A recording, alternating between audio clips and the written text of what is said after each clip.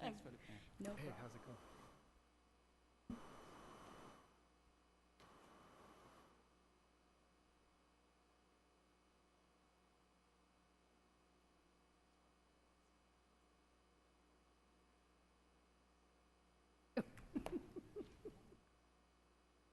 Very quiet.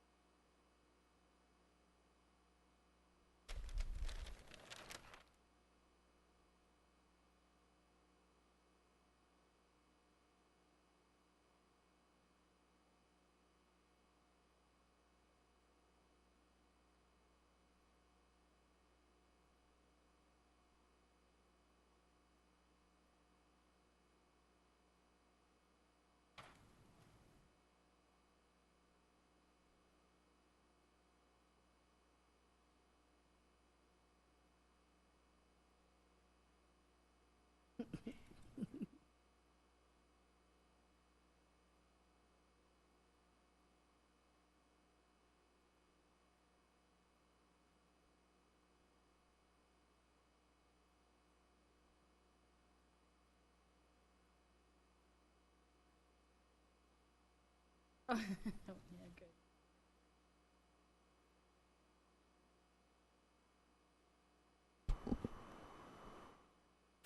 I'm going to go ahead and call this meeting of the Planning Commission to order. First order of business is roll call. Thank you, Chair Wilson. All right, so Chair Wilson. Here. Co-Chair Kurth. Here. Commissioner Huber. Here. Commissioner Porter. Here. Commissioner Dew. Present. Thank All you. right, if you would please rise, we're going to have the invocation and pledge of allegiance by Commissioner Dew and Commissioner Kurth. Please bow your heads as we pray. Lord, we thank you for the opportunity to meet tonight. Bless this meeting so that our made are in the best interest.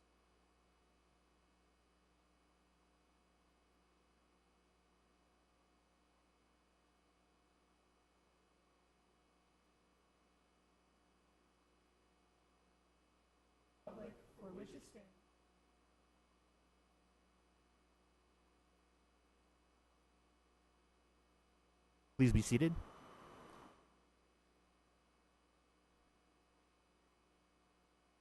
Up to our approval of minutes from our April 13th, 2013 meeting.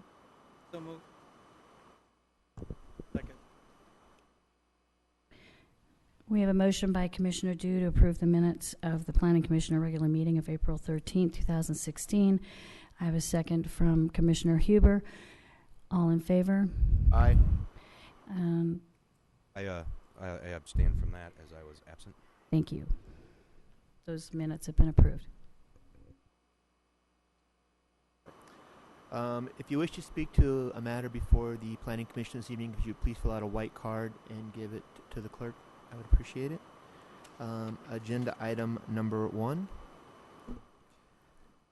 Chairman, Commissioners, agenda item number 1, PLN 15043. It's a conditional use permit and a site plan to allow for a wireless communication facility, Stealth, as a 65-foot high water tank with an environmental exemption. And it's located at an existing SCE facility within SCLA. Staff recommends approval if the commission is okay with the, how do we call it, kind of an H.G. Wells type design, or War of the Worlds design, and if the commission is okay with the location as well. Any questions? All right, I'll go ahead and open up public comment for agenda item number 1. If there's anyone wishing to speak to this item. Seeing none, I'll go ahead and close public comment.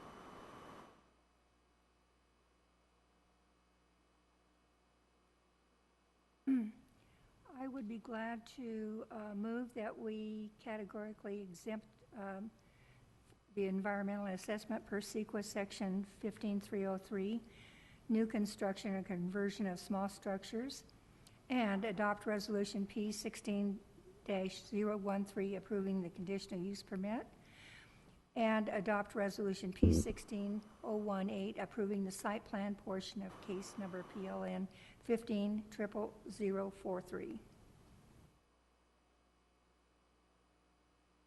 I have a motion by Commissioner Porter, a second by Commissioner Dew to approve this project as conditioned. I'll call for the vote. Aye. Aye. Any opposed? Okay, that project has been approved. Moving to agenda item number 2. Mr. Chairman, I own property directly across the street, and I would ask to be able to recuse myself.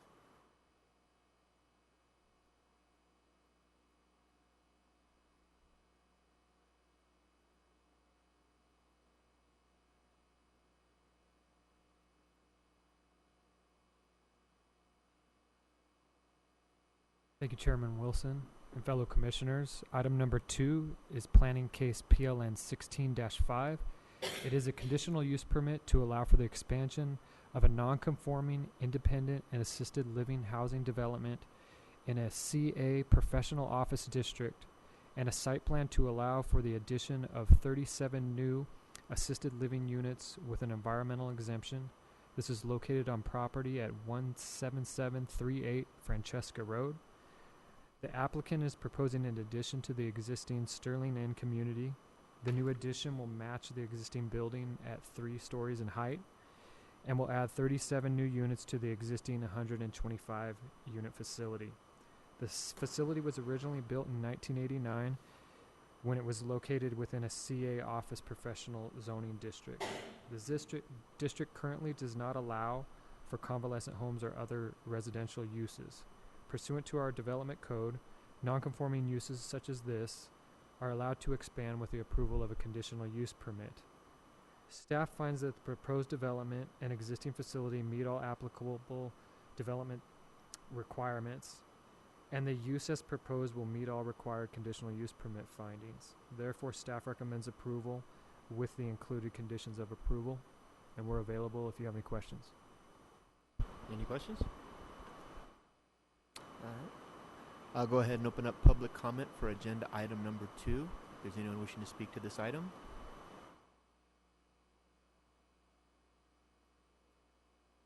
My name is Caleb Perkins, and I'm here on behalf of the applicant and the owner of this project. And just very briefly, I just want to let you guys know I'm available for any questions you might have regarding the project. But the owner and operator here saw a need for additional units because our occupancies at the current facility are very high, and we have people that want to get in. And so saw a need in the community and would like to expand. It was the owner's original plan to have this expansion built when they built this facility back in '89.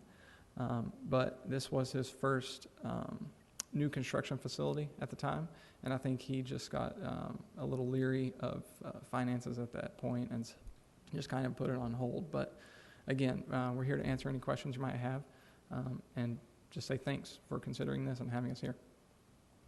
Any questions? A nice facility. Yeah, and with the new paint on the addition and the existing to match that, it's going to be just really gorgeous.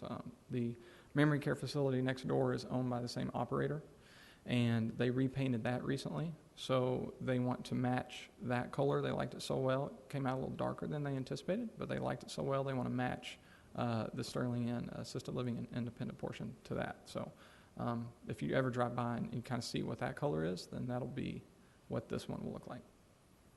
Yep. Thank you. Great, thanks so much. Is there anyone else who wishes to speak to this item? All right, seeing none, I'll go ahead and bring it back to the Planning Commission. Chairman Wilson, I'll move to adopt resolution number P-16.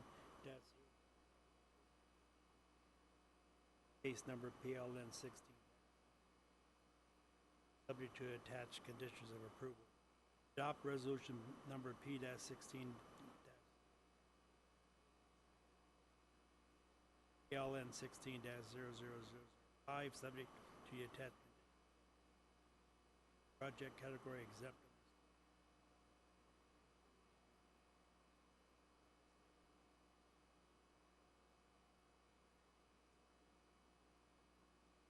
A motion by Commissioner Dew, a motion by Commissioner Huber, a second by Commissioner Dew. And I'll call for the vote. All in favor? Aye. Any opposed? So that project has been approved with Commissioner Kurth absent for the vote. Congratulations. I'm looking forward to it. All right. Agenda item number 3. Yes, Chairman, Commissioners, agenda item number 3, PLN 1516. It's a conditional use permit and a site plan to allow for a new 55-foot tall monopole wireless communication facility and accessory equipment with an environmental exemption. It's for Verizon Wireless, just like the last tower. It's located on vacant property at the intersection of Enterprise Way and Neutral Way, just east of Winona Street. The issue has previously been a required grading requirement, and since then, since that went away, the issue's been a suspension agreement, kind of a disagreement with that agreement. Even though staff cannot foresee ever requiring the improvements, there's still, according to the city engineer, still that minute chance. That's why we still need this suspension agreement as written, just like the code says. However, as noted, the applicant does have a pathway to get the requirement waived through council. So if the commission's okay with the unstealth tower and the location of the tower, staff recommends approval. Questions? All right. I'll go ahead and open up public comment for agenda item number 3. Good evening, Mr. Chair and Commissioners and staff. This project has been a long time coming to you. Can I get your name, please? My name is Andrea Urbas, and I'm with Cortel representing Verizon Wireless. So as I said, this project has been a long time coming to you. We've worked diligently with staff for the last year, I believe. Michael is nodding. It's been a long time. And we've tried to resolve almost all the issues. And the big one for the property owner is, again, the suspension agreement with that single clause. And I believe you are in possession also of a copy of a letter from the attorney representing them. So that is a concern. Also, I wanted to mention that condition number 24 really does not pertain to this project. And that the reason for that is it refers to projects in excess of an acre. And this is 900 square feet. So I would ask you to consider removing that one condition and consider once again the request from the property owner to remove the clause from the suspension agreement. And I'm here to answer any questions. And thank you again for your time. Thank you. Like for the staff to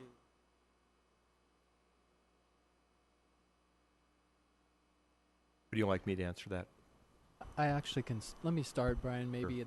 And, as I mentioned in the workshop, our attorney, city attorney, was trying to contact Terry Caldwell, the attorney for the property owner. I just received an email as we were sitting here that said they did speak with Terry and that he will not be attending and understands what we are proposing. So to me, that's a sign that there's not an opposition to us moving forward in the fashion that we're planning to, with their ability to go to the council for the waiver. So. If I could provide a little clarity, the way our code reads in Title IX, the only way to get a waiver of the improvements is to go to City Council. So currently, the way our code is written, the waiver can't be granted here at the Planning Commission level. So really the only option for waivers to go before City Council. And I'm in support of a waiver for this project, but it's just a process that has to be gone through. And the applicant had requested that we alter the language in our street improvement construction agreement. That's the agreement that would defer the improvements.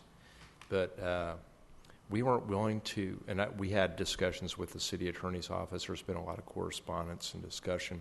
We weren't willing to alter that agreement, and we thought the best course of action would be to come to the Planning Commission, go through the process, and then apply for a waiver, which I would support. I would think that if I supported a waiver and we made the findings for that the City Council would grant the waiver, and then they wouldn't have to defer the improvements. So that's the course I would recommend in this case. But Does that also address item number 24 that she's bringing up in regards? It looks like it's in regards to drainage. I'm okay with that if the disturbed area is less than an acre, and I would ask that we could modify the condition to read something to the effect that they would comply with the city's MS4 permit requirements, which basically would require them to have some kind of best management practices just to prevent silt and such going out onto the roadway. They could handle that through the plan check process. And I agree. Just because the shelter is only 900 square feet doesn't mean they're not going to drive trucks up onto the curb and under the dirt to build construction trucks, and the contractors to build the wall and to install the antenna. So the disturbed area will be more than the square footage of the site. And I had a question, Brian. If the city staff in general is okay of eliminating this, possibly eliminating the suspension agreement, it had to come before the planning commission. It's got to now go to the city council to get them to agree to it, because that's not a planning commission jurisdiction, because it's code that this has to be done. And is that because of the value of improvements that triggers that? It's been in the in first our place. It's been in our code for a long time, and recently a code amendment was presented to the city council, and the second reading is going to be this upcoming council meeting, and it's going to go into effect in 30 days. And in the future,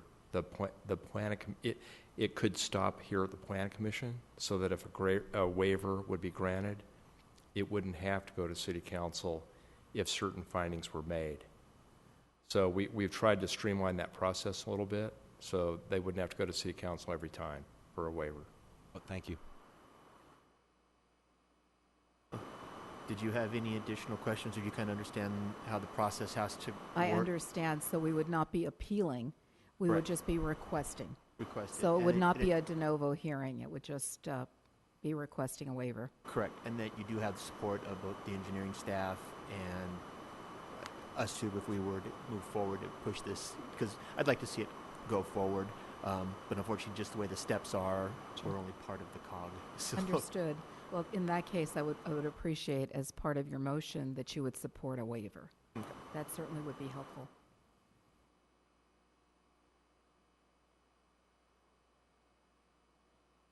All right, any additional questions? Any additional questions? None for me, thank you. Okay, great. So I'll go ahead and, if no one else wishes to speak to this item, I'll go ahead and close public comment and bring it back to the Planning Commission.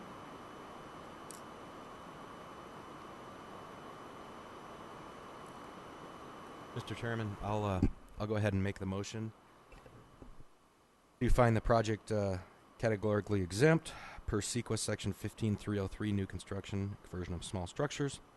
And for the conditional use permit, adopt Resolution P-16-011, approving the conditional use permit for case PLN 15-00016.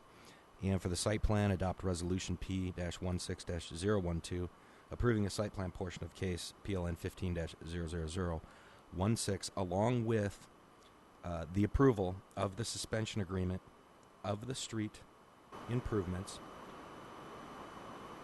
in which the commission is in support of a waiver once this goes to city council, and with a modification to condition number 24. And Brian, can you give us some preferred language for that to vote on? Give the exact language, but with the authorization where we could maybe craft the exact language, but it would be something to the effect that the applicant shall comply with the city's MS4 permit requirements and NPDES and best management practices to prevent silt and pollutants from leaving the site. Something to that effect. Okay. Fine. And thanks, Brian. And my motion includes the suggested language by the city engineer. And I'll go ahead and second that. I have a motion by Vice Chair Kurth, a second by Chair Wilson, to approve this with support, as part of the motion to support a waiver to the city council, and also with the changes to the engineering condition as stated by the city engineer. All in favor? Aye. Any opposed? Okay, that project has been approved. Congratulations. All right. In compliance with the Brown Act, it is necessary for the Planning Commission to make available time for members of the public to address the Planning Commission on items of interest that fall within the Planning Commission's subject matter jurisdiction. Please limit the length of your comments to 3 minutes. And seeing none, I'll go ahead and close public comment and bring us to agenda item number 4.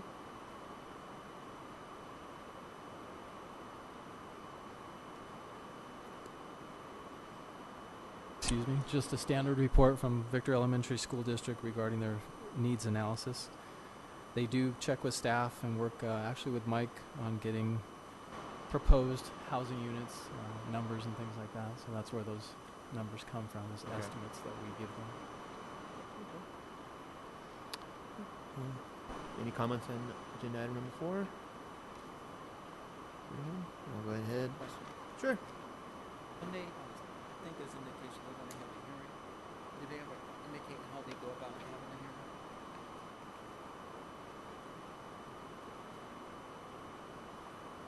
No, we just, we usually typically get a letter from a consultant that works with the school district, just verifying that their future forecasting housing numbers are correct. We usually concur, and that's about the only process we see. Well, if you can ask Dale Eder, Mr. Eder, how he plans to go about the hearing, I'd be interested in that. Yes. Certainly. Anything else? All right. Presentation reports by commission members and opportunities provided for the Planning Commission to present items of interest at this time. Commissioner Porter? I have nothing. Commissioner Kurt? Commissioner Huber? Commissioner Dew? And I have none. So we'll go ahead and adjourn this to our June 8th meeting.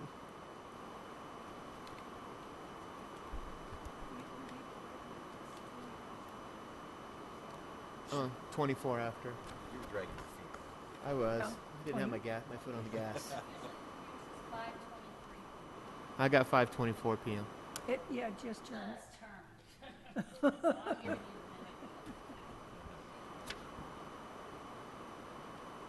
So now I'm signing a suspension agreement.